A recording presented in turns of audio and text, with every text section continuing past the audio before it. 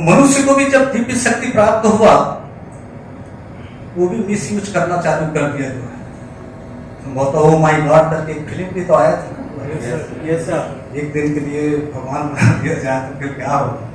चलो तो वो गॉड तो सिगरेट हो गया। अच्छा तो सिगरेट हो, तुम लोग 18 से 22 वाले हो ना, मैं तो जो है 40 प्लस हूँ, तो आप लोग बताएंगे ना।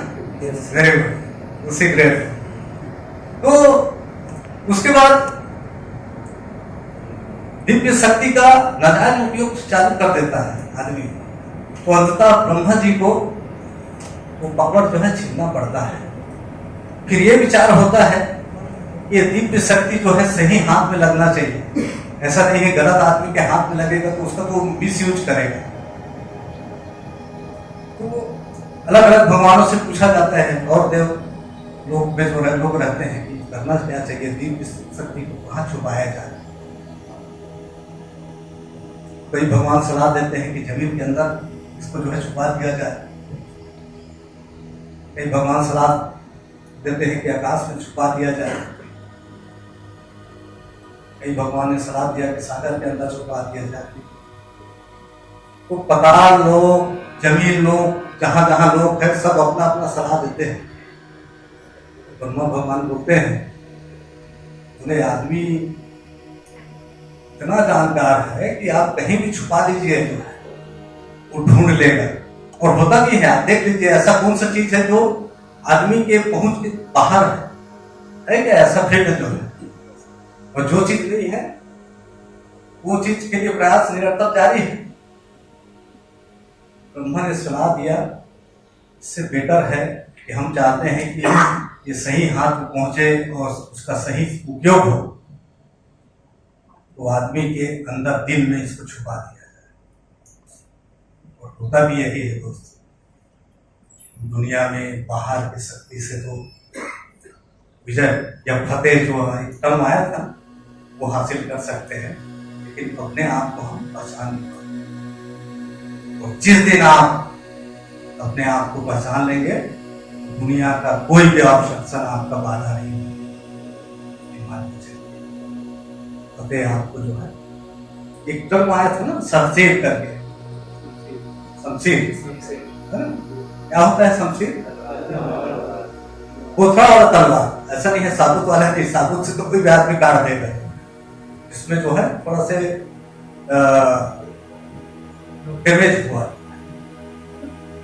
तो वो चीज मान के चलिए आप, और जीवन में जिनको सफलता हासिल करना होता है या वांछित रिजल्ट प्राप्त करना होता है, वो आपके कंफर्ट जोन में नहीं होते। मान के चलिए दिगर प्रांत से भी लोग आज यहाँ आए हुए होंगे ना, जब अपनी जगह मिल जाएगा तो लोग क्यों जाएंगे। और आप लोगों ने भी जो है अपने कंफर्ट जोन से बाहर ही तो आके काम किया होगा। जो शख्सियत हो, कोई भी शख्सियत हो, जो कंफर्ट जोन में अपनी सुविधा के क्षेत्र में काम करता है, वो कभी प्रोग्रेस नहीं कर सकता। फतेह हासिल करने के लिए आपको 4 जा की आवश्यकता पड़ेगी। 4 जा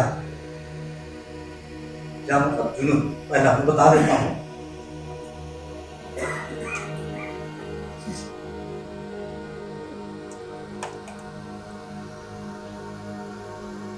पहला जा होता है आपका जुनून, पैशन, अंग्रेजी में पैशन जिसको कहा जाता है। दूसरा जा है आपका जुबान,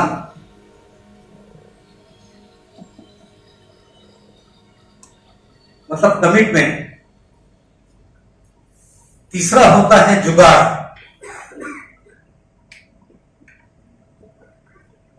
इसको अंग्रेजी में कह सकते हैं, अंग्रेजी में मैनेजमेंट।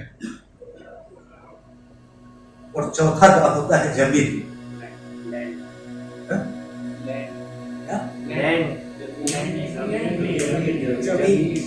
जमीन है, जमीन नहीं बोला, ये थोड़ा से आर जमीन बोलते हैं ना, आपका जमीन क्या अलाउ कर रहा है, इनर हार्ट।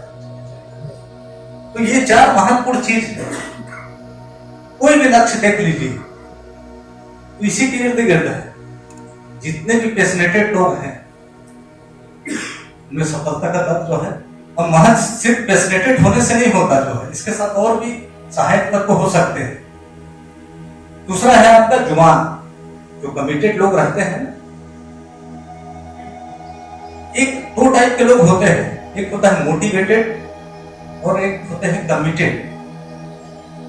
मोटिवेशन, जैसे हम ये मोटिवेशन दे रहे हैं, वैज्ञानिक तौर पर आपको जोश आ जाता है, लेकिन कुछ समय जब क्लास के बाहर जाएंगे तो वो चीज जो है धीरे धीरे कम हो जाता है। मोटिवेटेड नहीं होइए, इंस्पायर्ड होइए।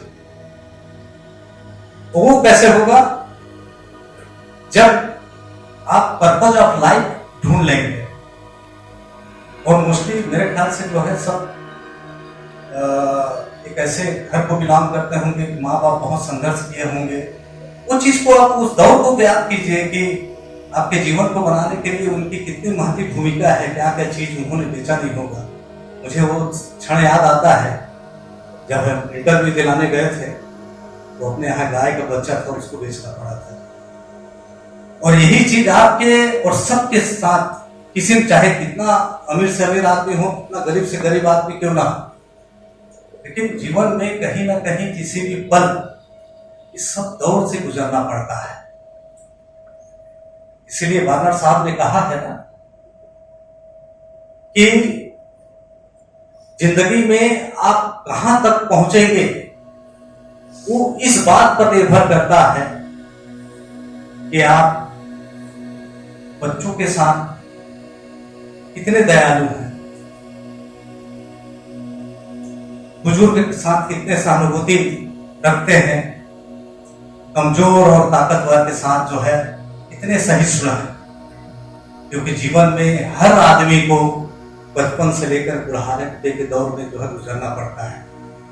तो ये सब तमाम चीजें जो आते हैं जीवन के जब सूत्र में, हमको जो है शामिल करना पड़ेगा। जैसे ये सफलता के लिए या फतेह के लिए मैं 4 चीज बताया, आपका पेशन, जुबान, जुगाड़ और जमीन।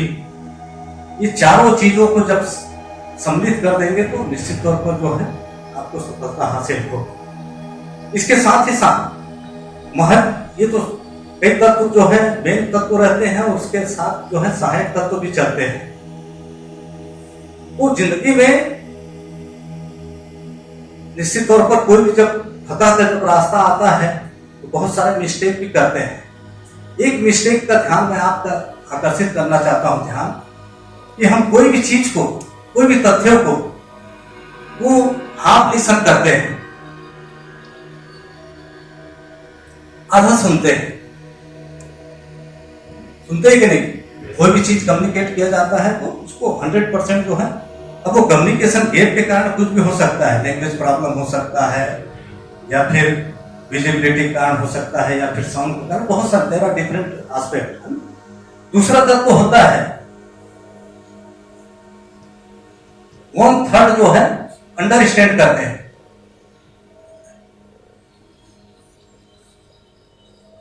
कोई भी चीज बोला जाता है तो उसमें से जो है हम सिर्फ हाफ सुनते हैं और उसको समझते कितना है, 1/3, और उस पर विचार कितना करते हैं, थिंक कितना करते हैं। कोई भी चीज बोला गया है उस पर विचार करते हैं 0। और मैं प्रतिक्रिया की बात करूं, प्रतिक्रिया जो है डबल दिया जाता है। और ये जीवन का बहुत बड़ा मिस्टेक है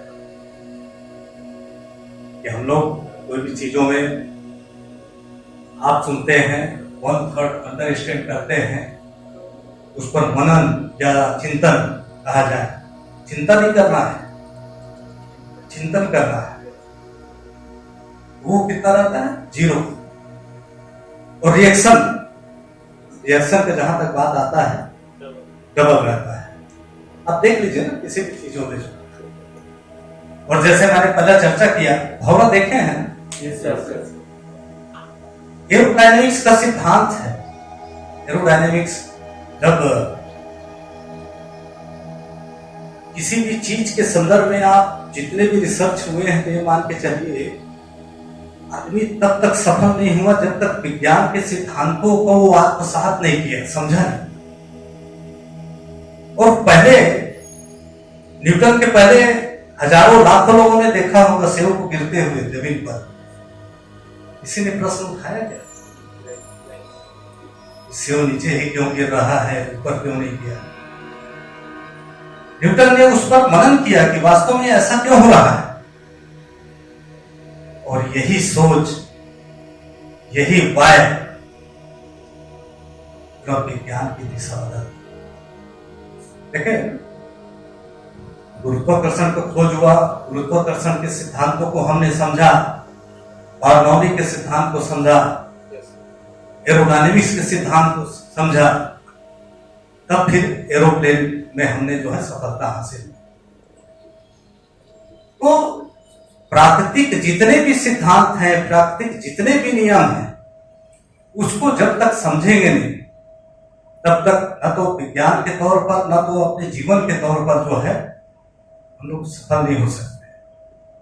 और इसी से जो लॉ ऑफ अट्रैक्शन का भी जो सिद्धांत आया, जो बूमरैंग है, लॉ ऑफ अट्रैक्शन है, ये सब तमाम चीज किसी न किसी दृष्टिकोण से परस्पर जो है एक नियमों या कायदे कानून से बंधे हुए हैं, और जो हमारे जीवन को सर्वांगीण विकास में महत्वपूर्ण भूमिका अदा करते हैं।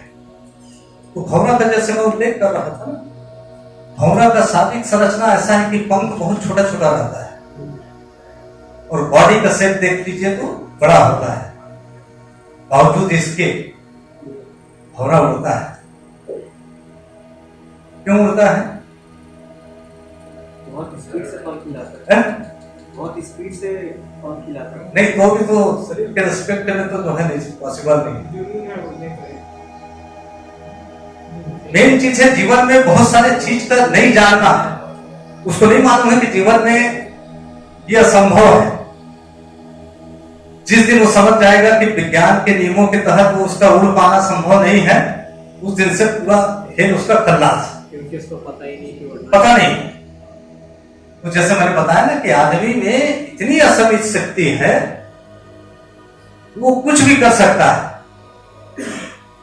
आप लोग तो शादीशुदा नहीं है, साहब शादीशुदा थे, आप है ना शादीशुदा, दोनों साहब शादीशुदा। अभी जितना जिंदगी का जो गोल्डन एरा है ना, उसको एंजॉय कर लीजिए। नहीं तो 90,000 माइल्स हमारे जो नर्वस सिस्टम चलते हैं, तो सिर्फ पत्नियों को मालूम रहता है कि इस समय जो है कौन से नस को दबाना। रात हुआ तो पता चलता है कि जो है ये नस दबाने से जो है पति मान जाएगा। इसलिए टाइम, ऐसे पॉलिटिक्स में रामविलास पासवान को बोला जाता है, लेकिन घर में जो है पत्नियों को जो है ये बिल्कुल मालूम है, वो मौसम विज्ञानी है। उसको मालूम है कि अपने काम को निकालने के लिए कौन सा चीज कब दबाना है, कब रोना है, कब हंसना, बकायदा उसका जो है वो उपयोग करते हैं। तो जैसे भौरा को नहीं मालूम है कि ये काम वो संभवतः विज्ञान के नियमों के तहत नहीं कर पाएगा, और बहुत सारे चीज आप ये मान के चलिए जो है, बहुत सारे पता आप इसलिए हासिल कर लेते हैं कि उसके बारे से आपको जानकारी नहीं है। एक अभी थोड़ा सा मैं आपको, अब सभी के पास स्मार्टफोन है, यस सर, चलिए थोड़ा सा जो है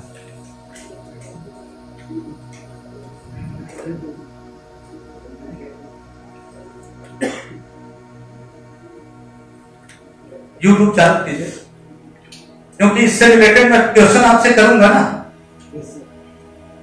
और ये आपके टेक्नो कमर्शियल होने में बहुत भूमिका अदा करेगा।